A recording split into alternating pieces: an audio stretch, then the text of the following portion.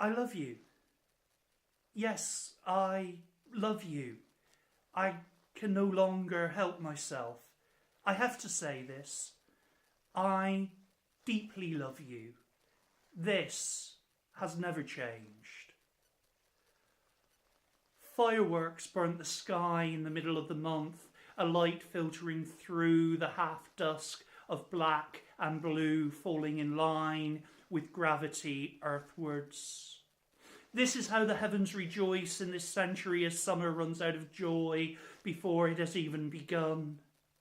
Yes, I know there should always be time for sunshine and light, as well as shade and darkness, as the seasons corrode into each other in their endless rhythmic patterns. But the remains of flashing red, blue, green, silver phosphorescence glints on the surface of my retina while looking for a new form of line, for a new sound, for a different tale to tell. I'm still looking. Yes, I'm still looking, even at this age, for freedom and beauty. Yet this season has been strange, weird, and opulent. I have slowly forgotten about the old politics, becoming motionless, unfounded, fractured.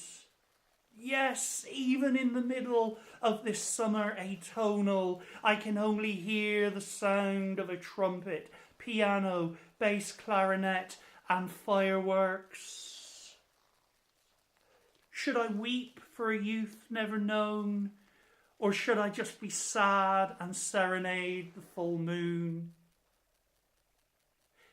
Yes, I will always travel alone. I have gone whirring past a certain point, and I no longer have knowledge of where I am. This has to be a new, unwritten territory.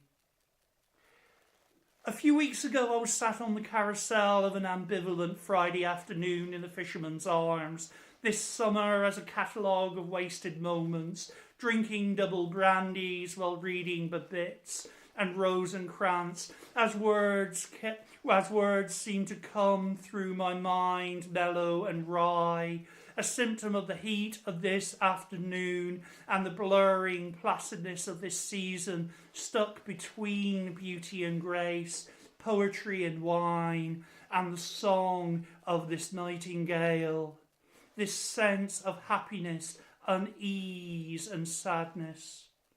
I know this summer will be watched through the eyes of someone else's frail mortality and the fading of others' minds and memory slipping into the bathos of time, while the nightingale sang in Berkeley Square.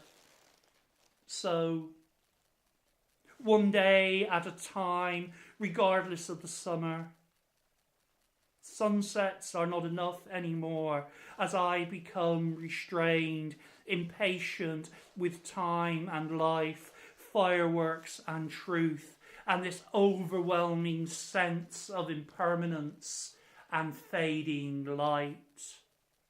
Yes, summertime is here, and I thought I was looking for a good time, an impression of other years and decades and history past. Know this, though. I deeply love you. This has never changed.